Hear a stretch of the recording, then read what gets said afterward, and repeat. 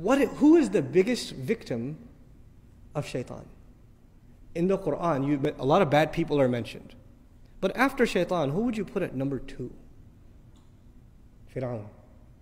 You would put Fir'aun at number 2. And I want you to note something about Fir'aun.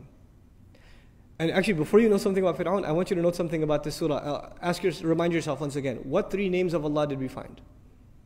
Rabbin Nas, Malikin Nas, Ilahin Nas. I'll tell you 3 things Allah says about Fir'aun. 1.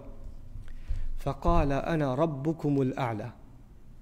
What did he say about himself? I am Rabb. The biggest waswasa of shaitan, what you're supposed to attribute to Allah, he attributed to himself. Rabb.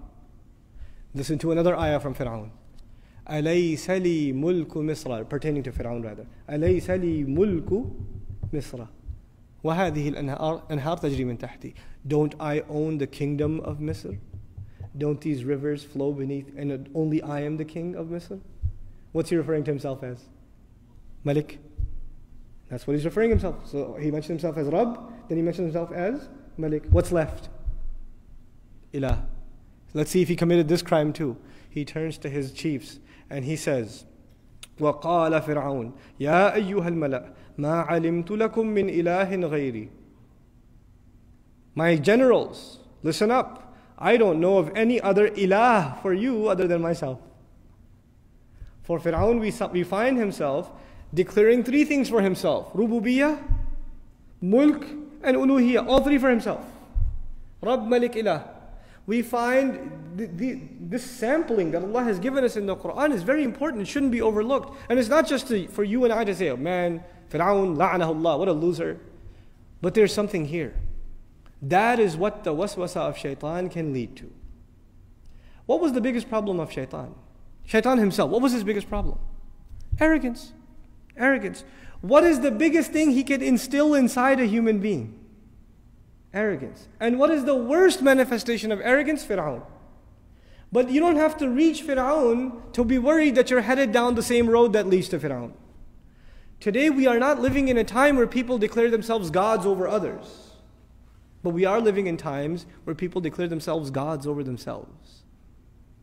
They declare themselves their own master. I am my own man. I am my own master. They declare themselves their own king. King of the house. King of my territory. King of my domain. They declare themselves their own ilah.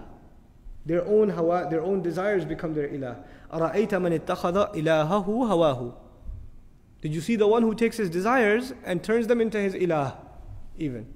We're living in times where we can each turn into mini Fir'aun without even realizing it. We don't have to have large castles and fight with messengers and be arrogant, outspoken against Allah Azza wa Jal. But that concept of ego that is crushed in the beginning of this surah by you openly saying, I need protection. I need Allah's protection. I'm coming into His obedience. There's a very powerful lesson in this. Very, very powerful lesson.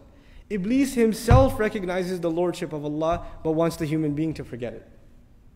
He himself said, you are the one who created, khalaqtani. Even when he was disobeying Allah, he gave him credit. Khalaqtani min nar. You created me from fire. Even then he acknowledged Tawheed himself. Even he himself. But he wants the human being to forget that Tawheed. He wants the human being to become ungrateful. May Allah protect us from the waswasa of shaitan.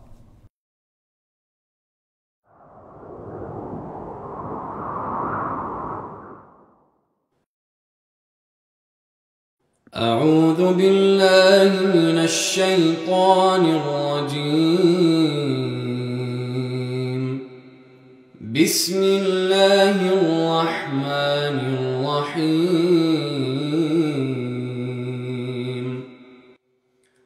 قل أعوذ برب الناس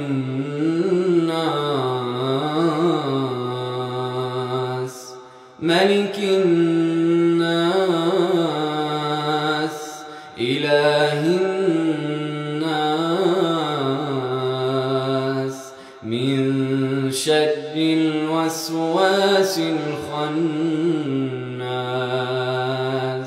الذي يوسوس في صدور الناس